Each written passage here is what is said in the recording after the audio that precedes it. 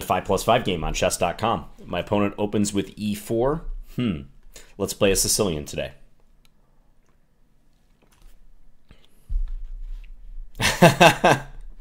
My opponent says Bartholomew in all caps in the chat. Must be a viewer. Okay, so he plays knight f3. I'll play knight c6. I don't often play this way, but this is coming into fashion because Magnus was using the Sveshnikov in the World Championship to good effect against Fabiano Caruana. So let's try my hand at that opening. Knight f6 here. He says, OMG, hi. Well, thank you for your viewership. And if you have any comments after this game, GiofClark, well, you will be watching this after this game, feel free to add them. Love to hear from people who I played against in the comments. So knight c3. Okay, so I'll play e5. This is the Sveshnikov variation. Now, it's pretty well known at the top level that knight db5 is the only move that gives white a chance for an advantage here. I feel pretty confident about saying that. There's also knight f5 if you want to move the knight forward, but that runs into d5. Yeah, so white retreats the knight. This move looks acceptable, but the problem is after bishop b4, black is developing rapidly with a threat. Now I'm threatening knight takes e4. So I think white usually plays bishop d3 here. And I think I want to go for a quick d5 in this variation, as I recall. So we'll see what happens there. But knight db5, on the other hand, it can threaten knight to d6 check. So hence black usually plays d6 in order to stop that. I'll show that variation after the game. So I actually think this opening can be pretty effective for black, especially, below about 2000, because a lot of people are out of book after black plays e5 here on move 5, and knight db5 has to be the move that you look at, theoretically speaking, at least for an advantage. So bishop d2, but now I can win a pawn, I believe. Bishop takes c3, bishop takes c3, knight takes e4. I wonder if bishop takes e5, knight takes d5, knight takes e5, queen d5 is at all possible there. Let me just think about this for a moment. Looks like the obvious thing to do to pull the trigger here. Actually, I think if bishop takes e5, maybe queen e7 is strong. So yeah, I should go for this. So I think white played bishop d2 for strategic reasons, but it was bad tactically because it didn't address the knight takes e4 threat. White was looking to avoid double pawns, but took their eye off the ball when it came to that threat of knight takes e4. That being said, there are possibilities here for white to try to get some compensation. Queen g4 seems interesting, attacking the knight and also the pawn. And then if knight takes c3, play the in-between move, queen takes g7. I guess I can play knight g5 there, though, on queen g4. Ideally, I would have looked at that beforehand, but knight g5 seems to be a good move, saving the knight and also blocking the attack on the g7 pawn. And this e4 pawn is a great pawn to win. Probably the best pawn I could have hoped to win there realistically, because I have two center pawns to white's none.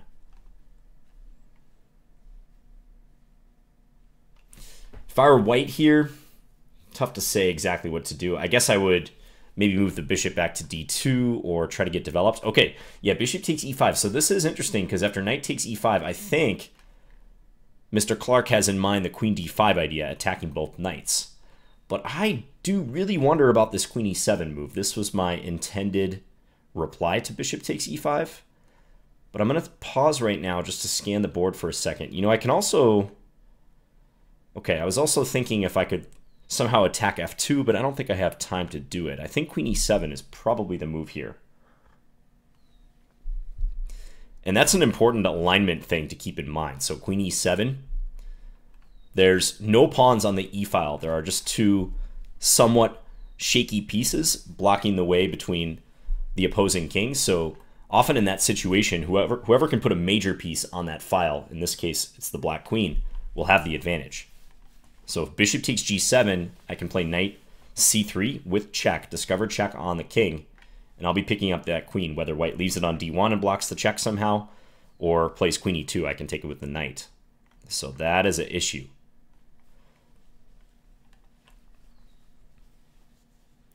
So what can white think about doing here? Well, f4 props up the bishop, but again, it's very shaky. I can play d6. I can maybe play queen h4 check is another option. Those will be the two main moves I'm debating between. I could take e5 first and then play queen h4. So I don't think f4 is going to help white. Yeah, I think bishop takes e5 is going to turn out to be a bad move here.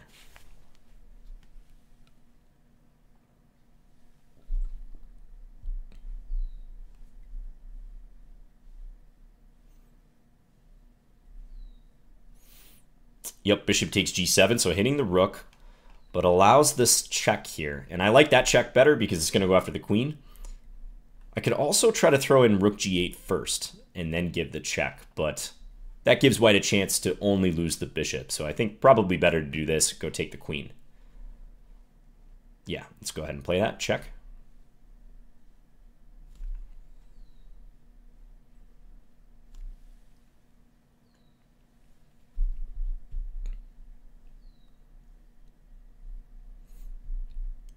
Yeah, and this is totally winning. Hard to even see how white's going to get a whole lot for the queen. I mean, maybe I would play king d2 here.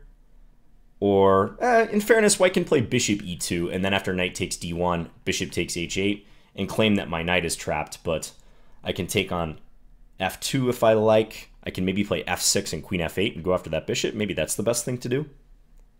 So actually, yeah, probably bishop e2 is the best move here. But knight takes d1, bishop takes h8 should require just a little bit of cleanup on my part. But don't mean to trivialize it at that point. It's just, I think the position is beyond repair. Okay, so king here. But now if I take and white recaptures, I have this nice move, queen g5, checking the king, and it's a double attack. It's a fork on the bishop on g7 as well. So let's take. Now, he might play bishop takes h8 here, whereupon I will consider what to do. I like the look of knight takes f2. It does actually allow rook e1, but then I can play queen takes e1, king takes e1, knight takes h1, and I'll be well ahead at that point. I'll be up an entire rook there. My knight on h1 may perish, but that might be the best way to win this position. What are my alternatives? Doing something with the queen, you know, this f6, queen f8 idea perhaps. Could go for that. But I think I like knight takes pawn because it's really simple, and yeah, I'm probably happy to trade my queen for two rooks, go after that in the corner. Have to size up the material situation before you play a move like this, because you don't want rook e1 to be a surprise here. But and then I'll focus on developing these guys, getting them into the game. If white moves the attacked rook here, I can play knight e4 check, among other moves. So white does play rook e1. I'm going to take. War of attrition, so I'm well ahead in material. Even if I end up losing this knight, I think it's going to be fine. Like, say white plays g3, bishop g2, which white probably should do here in order to attack this knight, which very commonly will get trapped in the corner after winning a rook there. Even if I lose that knight, I will have an extra exchange and probably a pawn, because if g3, I can sacrifice the knight for a pawn. So not up like an enormous amount of material, but enough to win the game. Okay, bishop e2. I think white's going to do this to go after the knight, but that is a little bit slow. And maybe I can create some threats. d6 perhaps. d6, bishop f5 is one thing that comes to mind here. I could start with king e7 just to see if I can sneak in f6.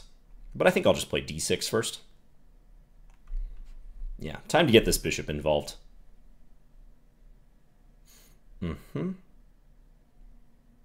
Yeah, so let's play bishop f5. Go after this pawn.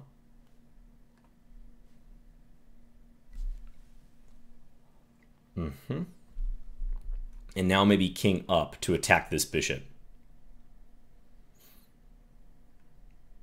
Thinking of some rescue operations on this knight, but it's a little hard to arrange, so let's start with this move. Threat. And that bishop doesn't have a lot of safe squares to go to. I'm covering these squares. If it goes to d4, I have the option of taking it. I might also play rook g8, so that on king g1, I can play bishop to e4. I think I like the look of that move. Yeah, that seems like a good move to play because I can counterattack this g-pawn. I also have the option of knight g3 now if I ever want to get a pawn for it. So yeah, bishop e4 right here looks pretty good. Let's do it. If white takes, I'm going to take with a rook. White can play bishop f1 here. But again, knight g3 is possible. Yeah, probably play knight g3. Or maybe take first on d4, then knight g3.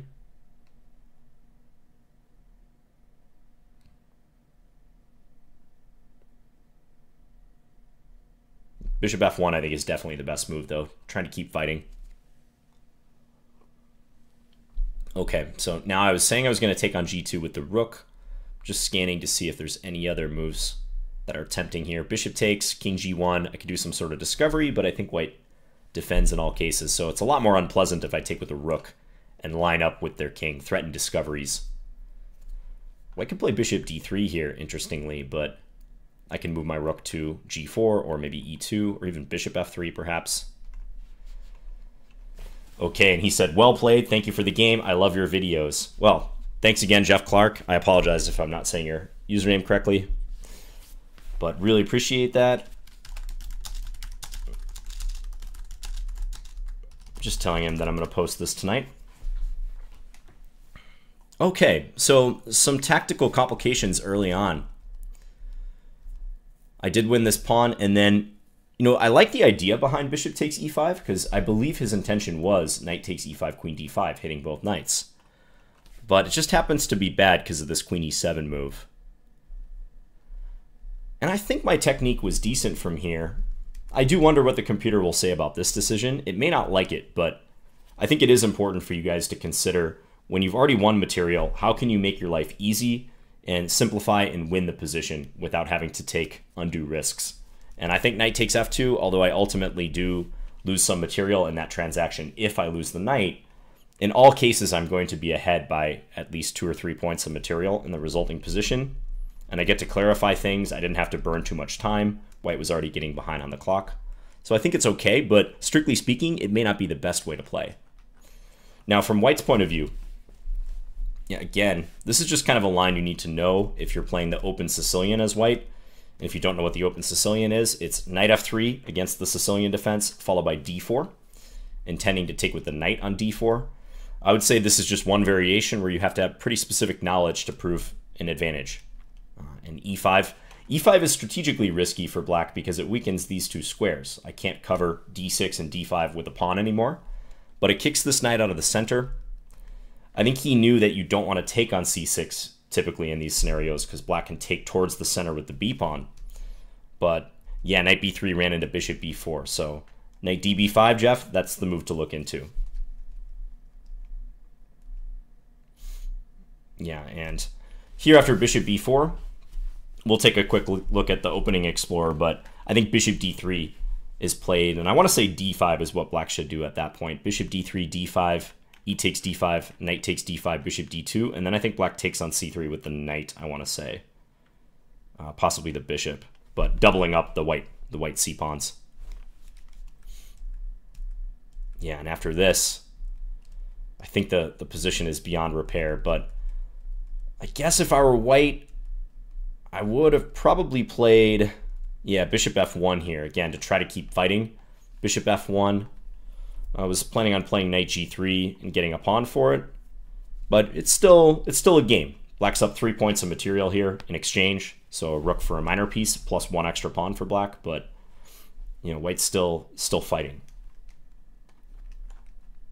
So I would say, Jeff, be aware of these alignment issues that can happen when you're uncastled and you're opening the e-file. If you give your opponent that jump, getting the queen to the e-file a tempo before you, it can be a disaster. It reminds me of the Petrov defense. If black makes the mistake of capturing on e4 on move 2 and white plays queen e2, similar tactic. Identical tactic, in fact. Sometimes you even have knight g3 options if you want to go after the rook here, but under the circumstances, I thought just winning the queen was the best thing to do. Usually is. Okay, so let's take a peek at the analysis board here. So you'll see the opening explorer here after e5 and the associated percentages. So this position has been reached thousands and thousands and thousands of times in the database, with knight db5 being the overwhelmingly popular move. These are all higher rated players, the games in this database, bear in mind. If this database were to include games from lower rated players, I don't believe knight db5 would be the main move, actually. I think most people are either going to pull the knight back or maybe take on c6, but you can see at the higher levels, it's known that white should not do that. And again, you don't really want to take on c6 when black has the option just taking towards the center, kind of repairing the d5 weakness and getting a nice central pawn mass. And knight f3 and knight b3 allow that bishop b4 move. So theory usually goes like this, knight db5. And now if black plays bishop b4, you can play a3, and the weakness of that d6 square may come to tell. So a3, and if black takes, white has the option of taking with the knight and avoiding the pawn structure damage. It's one variation I played the white side of before. So, yep, knight db5, and usually the game goes d6, bishop g5, pinning the knight. Long term, white would love to establish a knight on d5, so pinning this knight on f6 is a good start to doing that. a6, and black tries to kick this knight back to a3. Note that white cannot take on d6 because they lose a piece. So that's covered enough times. So knight comes back to a3, black can play b5. Now there's theory with bishop takes f6 or knight d5. Again, white trying to occupy this nice square here. Sometimes this knight will get back in the game if white plays c3 or c4 and puts the knight on c2 later. A lot of theory possible from this position. In the World Championship, Fabiano was playing this move after knight d5, knight b5 rather, d6. He was playing this move knight d5 a couple times, whereupon there's some theory here. Black can play knight b8 or knight e7. I believe Magnus played one of each in the classical portion of the match. And Magnus seems pretty confident that black is fine there. And he's been using the Sveshnikov with good effect over the last 6+ months. So that's my advice to all of you open Sicilian players. Look into the variation with knight db5. And the Sveshnikov, one variation where if you're playing open Sicilian, I think it would be really good to know what to do. As it is with many of the lines black can throw at you. Najdorf, Dragon, yeah, especially these more popular ones. Okay, so let's go back to the game. Knight b3. I guess I should take a quick peek here. Yeah, bishop b4 as I played is most common. And yes, bishop d3 is the most common reply. And I probably would have played d5 as I was describing. Takes. Yeah, knight takes, bishop d2. And black can take on c3. Looks like black has taken on c3 in either fashion. Yeah, and black should be a tiny bit better here, I think, because of the pawn structure. It's equal material, but I don't think white has much to show for these doubled c-pawns. But yeah, bishop d2, on the other hand, has been played in a few games, but there is no white bar here. White has not scored a win in any of these games, just losses, and it looks like one draw. So I took, interestingly, that's not the most popular move. Black often playing a6 here. I'm kind of surprised by that. So let's take a look at what the computer says about this. Because to me, taking has got to be the most consistent thing to do. I'm looking to win that pawn. Okay, queen g4, interesting. Interesting possibility here, because, yeah, I probably should have looked at queen g4 before I played knight takes e4. It does attack these 2 points. I was mentioning knight g5, but I wonder what problem the computer has with this move. Ooh, f4. Yeah, definitely didn't consider that. f4, interesting. So attack the knight, and if I take, I guess the idea is capture on g7. No, castle. Castle and play for the initiative, and black's up 2 pawns here. Probably this pawn will be lost. But I guess the engine thinks that white has good play, good compensation.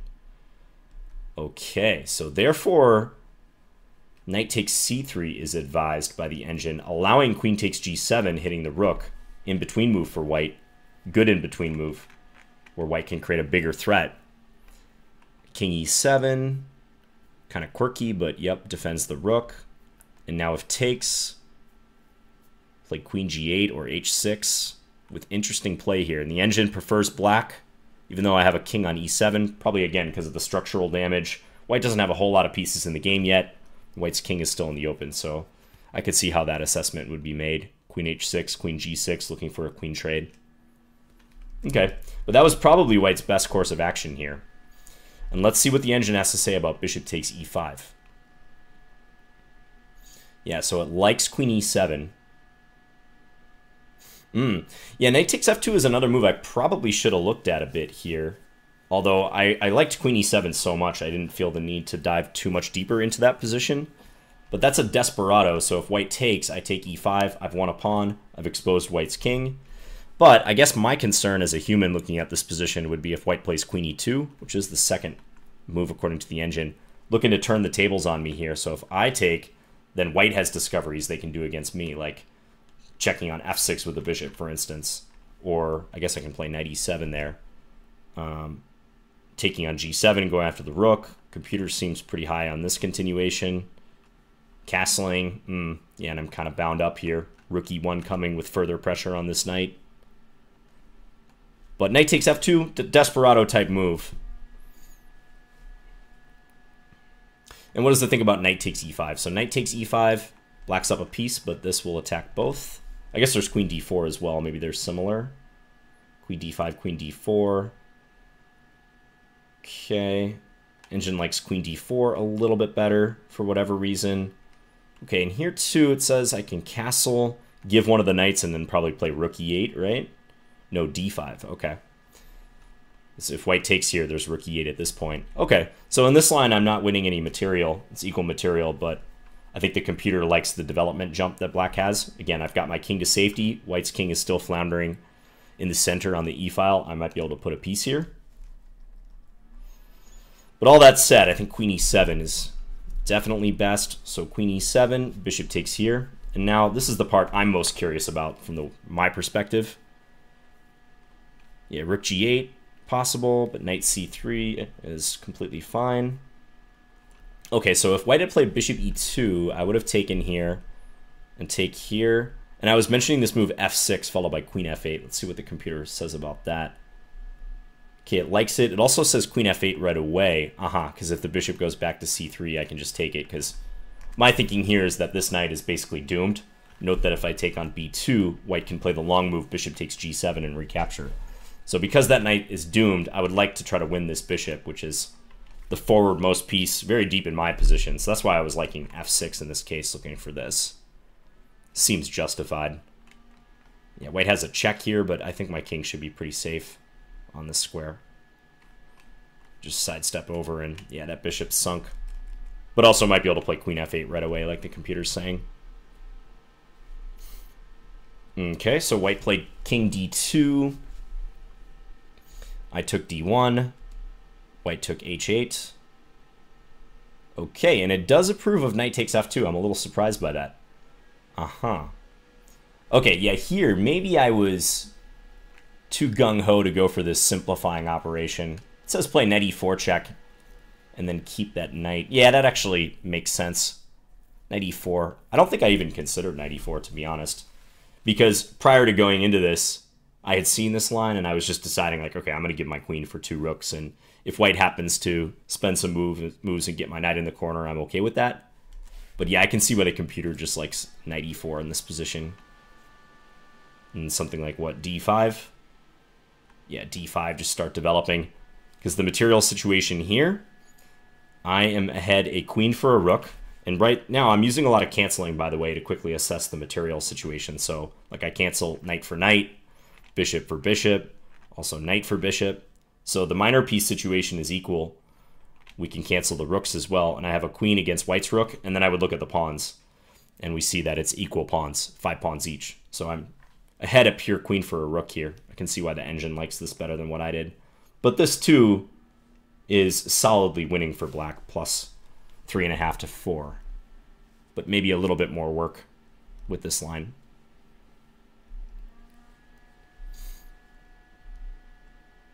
Yep, and all this looks fine. And I was saying white should probably play g3 and bishop g2 right away. Just see what the computer has to say about that. g3 says I can play d6. And on bishop g2, maybe just get a pawn for it. Yeah, knight takes g3. As often happens when that knight is doomed. Just get 1 pawn for it. Start developing and win the game with the 3 extra points of material. Try to trade down.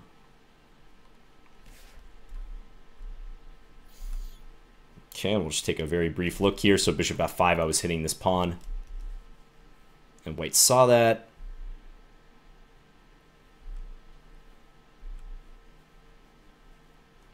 Yeah, rook g8, king here, bishop here. And I was saying bishop f1 is probably white's best chance here.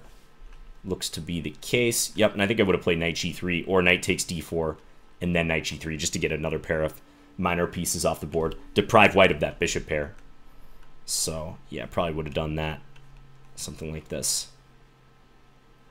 And then from here, again, look to trade. Maybe light square bishop for light square bishop. Push my pawns. Get my king involved.